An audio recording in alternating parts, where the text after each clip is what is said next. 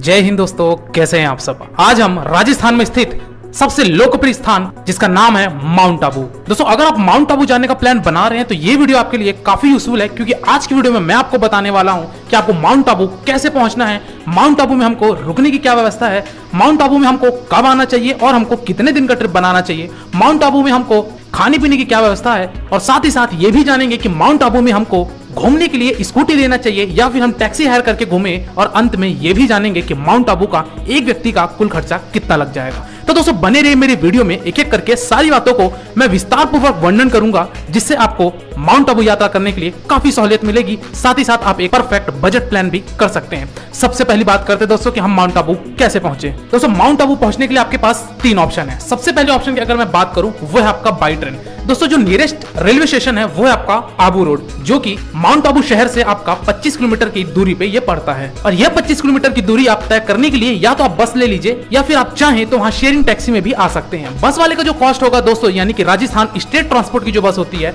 उसका किराया आपका 40 से 50 रुपए लिया जाता है एक व्यक्ति का। और वही अगर आप शेयरिंग टैक्सी में आते हैं तो फिर आपका 120 से 150 रुपए लिया जाता है और आपको माउंट आबू में लाके छोड़ देंगे। और दूसरे ऑप्शन की अगर मैं बात करूं दोस्तों, वो है आपका फ्लाइट का। दोस्तों, अगर आप फ्लाइट से आना चाहते हैं तो आपका जो नियरेस्ट एयरपोर्ट है वो तो है उदयपुर, लेकिन उदयपुर छोटा एयरपोर्ट होने के कारण हो सकता है आपकी फ्लाइट वहां तक के लिए ना मिले, तो फिर आप आ सकते हैं जयपुर एयरपोर्ट। और जयपुर एयरपोर्ट से आप बाई रोड के माध्यम से माउंट आबू पहुंच सकते हैं, या फिर अगर आप अहमदाबाद होके आ रहे हैं तो फिर आप अहमदाबाद एयरपोर्ट से भी बाई रोड के माध्यम से आप माउंट आबू पहुंच सकते हैं। अहमदाबाद से इसकी जो डिस्टेंस है ये आपकी लगभग 230 किलोमीटर की पड़ जाती है। और तीसरे ऑप्शन की अगर मैं बात करूं दोस्तों, तो वो है आपका बाई बस। दोस्तों, यहाँ पे आपको गवर्नमेंट बस और साथ ही साथ आपको प्राइवेट बस दोनों ही प्रकार के आपको बस मिलेंगे। आप चाहे दिल्ली से आइए, चाहे आप गुजरात से आइए, चाहे आप मध्य प्रदेश से आइए, या फिर आप देश के किसी भी राज्य से आइए, आपको डायरेक्ट फैसिलिटी मिल जाएगी उदयपुर या नहीं तो आपको माउंट आबू के लिए। चलिए दोस्तों, हम माउंट आबू पहुंच चुके हैं और अब बात करते हैं कि हमको माउंट आबू में स्टे कहां करना है, किस लोकेशन पे मैं यहाँ पे स्टे करूं। दोस्तों, माउंट आबू में सबसे प्रसिद्ध है नक्की लेक।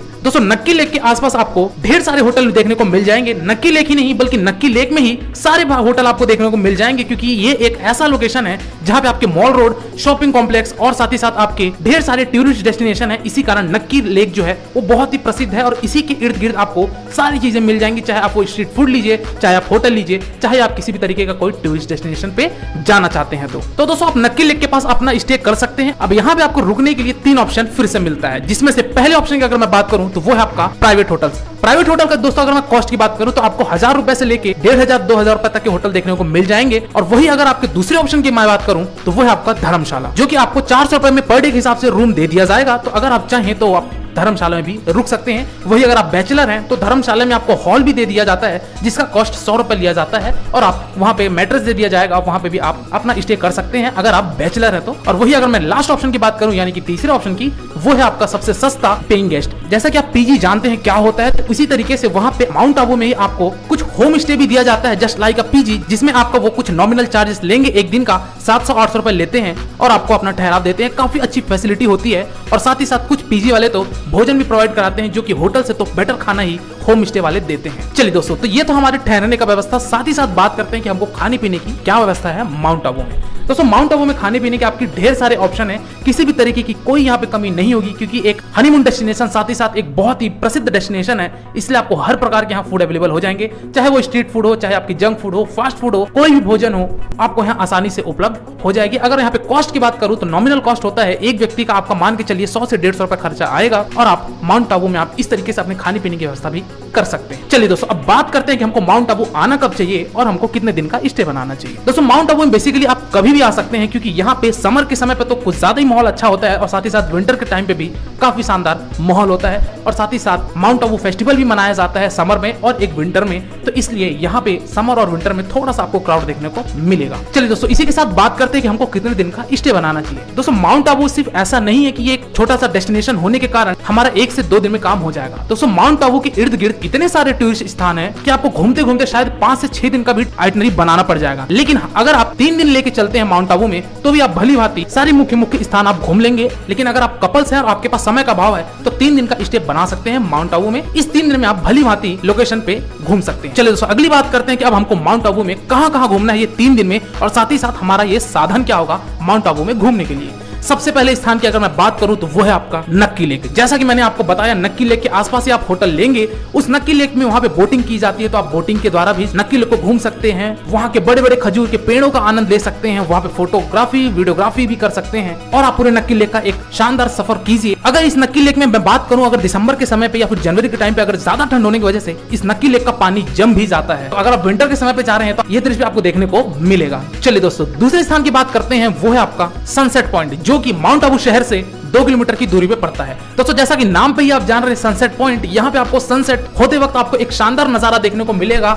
यहाँ पे ढेर सारे सैलानी यहाँ पे आप फोटोग्राफी वीडियोग्राफी करवाते हैं, साथ ही साथ यहाँ से अरावली पर्वत का एक काफी शानदार दृश्य दिखता है और साथ ही साथ आपके माउंट आबू सिटी का भी एक बेहद खूबसूरत नजारा देखने को मिलेगा। तो इस सनसेट पॉइंट पे भी जा सकते हैं, जो कि आपका माउंट आबू शहर से 2 किलोमीटर की दूरी पे पड़ता है। चलिए दोस्तों, इसके बाद हम अगले स्थान पे प्रस्थान करते हैं, वो है आपका हनीमून पॉइंट। और ये हनीमून पॉइंट जो है ये आपके सनसेट पॉइंट से 2 किलोमीटर की दूरी पे पड़ता है। तो दोस्तों आप हनीमून पॉइंट पे भी जाके वहाँ अरावली पर्वत का एक शानदार सौंदर्य देख सकते हैं, साथ ही साथ यहाँ पे फोटोशूट कर सकते हैं। और ये अगर आप मानसून के समय पे आए तो फिर आपको हनीमून पॉइंट का एक और भी शानदार नजारा देखने को मिलेगा। तो यहाँ पे आप कुछ समय व्यतीत करके प्रस्थान कीजिए आप अगले स्थान पर, जो कि है आपका गौमुख टेम्पल। दोस्तों गौमुख टेम्पल आपका माउंट आबू शहर से 3 किलोमीटर की दूरी पे पड़ता है। यहाँ पे दोस्तों आप जब जाएंगे तो सबसे पहले तो आपको एक हनुमान जी की प्रतिमा दिखेगी, तो उनके दर्शन कीजिए। और आप 600 सीढ़ी अगर नीचे उतर के जाते हैं तो फिर वहाँ पे आपको एक वशिष्ठ आश्रम मिलेगा, और उसी वशिष्ठ आश्रम से एक पत्थर रूपी गौ है जिसके मुंह से निरंतर रूप से पानी का प्रवाह होते रहता है, तो इसी को कहा जाता है गौमुख। तो यहाँ भी आप जाके दर्शन करके कुछ समय गौमुख में बिताकर आप यहाँ का भी नजारा ले सकते हैं। चलिए दोस्तों अगले स्थान की बात करते हैं, वो है आपका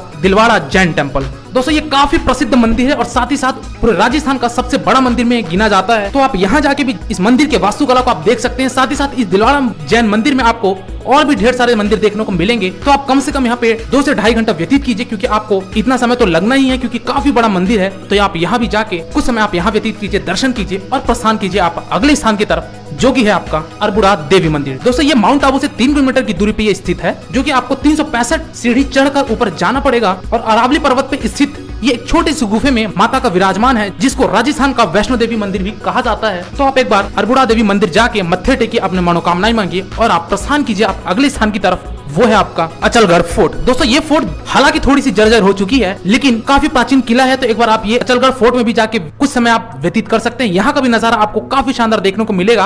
और साथ ही साथ इसी अचलगढ़ फोर्ट से कुछ ही दूरी पे बना हुआ है अचलेश्वर महादेव का मंदिर, जो कि शिव जी के अंगूठे की यहाँ पे पूजा की जाती है। तो यहाँ भी आप जाके मत्थे टेक के भोलेनाथ के दर्शन करिए और आप प्रस्थान कीजिए आप अगले स्थान की तरफ, वो है आपका गुरु शिखर। तो दोस्तों ये गुरु शिखर आपको बेसिकली 15 किलोमीटर की दूरी पे पड़ेगा आपके माउंट आबू शहर से। तो आप गुरु शिखर अवश्य जाइएगा, क्योंकि काफी प्रसिद्ध स्थान है। यहाँ पे जो गुरु शिखर कहा गया है, ये आपका एक माउंट आबू का सबसे पीक पॉइंट है, जिसमें आपको त्रिदेव मंदिर मिलेगा, यानी कि ब्रह्मा विष्णु महेश का यहाँ पे एक मंदिर है। तो यहाँ भी आप दर्शन कर सकते हैं। साथ ही साथ पूरे अरावली पर्वत और माउंट आबू शहर का एक शानदार दृश्य देख सकते हैं इस गुरु शिखर पर जाके। दोस्तों यहाँ पे गुफा है जिसमें आपको चरण पादुका मिलेगी विष्णु जी के, तो वहाँ भी आप दर्शन कीजिए और अपने मनोकामनाएं मांगिए। और वहाँ पे आप फोटो शूट वीडियो शूट भी कर सकते हैं, काफी शानदार नजारा हो जाता है। खास तौर से अगर मैं सनसेट के समय की बात करूँ तो गुरु शिखर का एक काफी सुखद दृश्य देखने को आपको मिलेगा। तो दोस्तों ये कुछ मेन स्थान थे जिसको मैंने आपको बताया। इसके साथ ही साथ आप और भी बहुत सारे स्थानों को कवर कर सकते हैं, जिसमें से आपका आता है mount Abu wild life sanctuary. यहाँ पे दोस्तों आपको एक वॉच टावर भी मिलेगा, तो इसके भी आप पीक में जा सकते हैं। और आप यहाँ वाइल्ड लाइफ सेंचुरी में भी विजिट जरूर करिएगा, क्योंकि यहाँ पे आपको ढेर सारे स्पीसीज देखने को मिलेंगे, काफी नई नई यहाँ पे आपको पक्षी दृश्य देखने को मिलेंगे।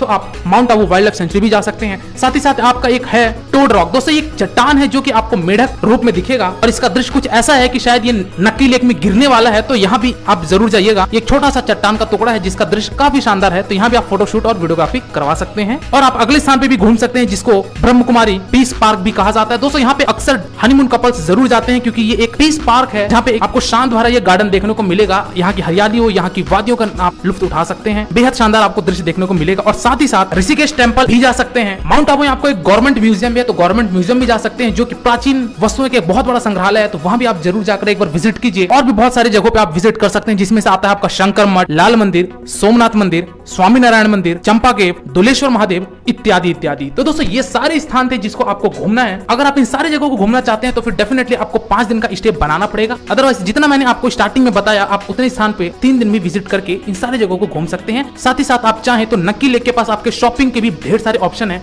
तो आप माउंट आबू से कुछ यादें अपने बनाने के लिए वहाँ कुछ शॉपिंग भी कर सकते हैं, और आप पूरे माउंट आबू का इस प्रकार से एक भरपूर आनंद उठा सकते हैं। अब बात करते दोस्तों कि हमको इन सारी जगहों जगह को घूमने के लिए हमारा साधन क्या होगा। दोस्तों यहाँ पे आपके पास 3 ऑप्शन है। पहला ऑप्शन तो ये कि माउंट आबू में एक गवर्नमेंट की तरफ से बस चलाई जाती है जो कि आपको एक दिन में 10 से 12 पॉइंट पे सारी जगह को घुमाता है और वापस आपको शाम को माउंट आबू में लाके छोड़ देगा। लेकिन ये आपको भले सस्ता पड़ेगा, लेकिन आपको इस पैकेज में इतनी ज्यादा हड़बड़ी हो जाएगी कि आप किसी भी जगह को शांत मन से देख ही नहीं पाएंगे। और अगर आप कपल्स हैं तो फिर आप ये बस वाला सर्विस तो अवॉइड कीजिए। दूसरे ऑप्शन की अगर मैं बात करूं तो वो है आपका टैक्सी या फिर ऑटो करके आप ये सारी चीजों को घूम सकते हैं। दोस्तों टैक्सी वाला आपका एक दिन का अगर कॉस्ट बोलूं तो आपका 2500 से 3000 रुपए लेगा और आपको डे 1 पे कुछ चीजों को घुमाएगा, इसी तरीके से डे 2 को कुछ चीजों को घुमाएगा और इसी तरीके से डे 3 को कुछ चीजों को घुमाएगा। दोस्तों यहाँ पे मैंने 2500 से जो 3000 रुपए रेट बोला, ये आपका एक दिन का रेट बता रहा हूँ जो कि टैक्सी वाला लेता है। तो अगर आप 3 दिन का ट्रिप बनाते हैं तो आप अपना डे वाइज प्लानिंग करके आइटनरी बता दीजिएगा, वो आपको ये कॉस्ट लेकर इन सारी जगहों को घुमा देगा। और तीसरे ऑप्शन की बात करता हूँ जो कि सबसे कंफर्टेबल है मेरे ख्याल से, वो है आपका स्कूटी या फिर बाइक हायर कर सकते हैं। दोस्तों नक्की लेक के पास आपके ढेर सारे आपको वहां पे बाइक एजेंट वाले मिल जाएंगे, तो वहां से आप स्कूटी या फिर बाइक हायर कर सकते हैं। दोस्तों एक दिन के यहाँ पे मैं कॉस्ट की बात करूं तो 300 से स्टार्ट होकर 500 रुपए तक के आसपास आपको स्कूटी पड़ेगी। और वही अगर आप बाइक लेना चाहते हैं दोस्तों तो बाइक का जो कॉस्ट होता है वो 800 रुपए रॉयल एनफील्ड का होता है। तो आप 800 रुपए देके रॉयल एनफील्ड हायर कर लीजिए और आप सारी जगहों को घूमकर माउंट आबू को एक्सप्लोर कर सकते हैं। दोस्तों यहाँ पे आपके पास ड्राइविंग लाइसेंस होना आवश्यक है और साथ ही साथ एक आधार कार्ड होना आवश्यक है, क्योंकि आधार कार्ड आपका एजेंट रखेगा और ड्राइविंग लाइसेंस आपको अपने पास रखनी है इस पूरे माउंट आबू को घूमने के लिए। तो दोस्तों ये सारी बातें थी कि हमको माउंट आबू में कैसे घूमना है और हमको कहां-कहां घूमना है। लास्ट बात करते हैं कि दोस्तों हमको माउंट आबू का एक व्यक्ति का कुल खर्चा कितना लग जाएगा। दोस्तों अगर आप 3 दिन का स्टे बनाते हैं और अगर आप एक मॉडरेट होटल में रुकते हैं, साथ ही साथ खाने पीने के लिए भी आप एक कॉम्प्रिहेंसिव प्राइस देखते हैं, तो फिर आपका एक व्यक्ति का जो खर्चा है वो आपका 6000 से 7000 रुपए में आप एक्सप्लोर कर लेंगे पूरे माउंट आबू को, अगर आप 3 दिन का ट्रिप बना रहे हैं। दोस्तों इस फेयर में मैंने किसी भी तरीके आपके ट्रेन की टिकट, फ्लाइट की टिकट और अगर आप कोई शॉपिंग करते हैं उसकी टिकट को ऐड नहीं किया है। इस फेयर में मैंने केवल और केवल आपके होटल के कॉस्ट, खाने पीने के कॉस्ट और अगर आप कहीं भी एंट्री फीस लगती है तो उसका कॉस्ट और आपके स्कूटी का कॉस्ट, इन सारे कॉस्ट को अगर मैं मिलाया जाए तो फिर आपका लगभग 6000 से 7000 रुपए एक व्यक्ति का लगेगा।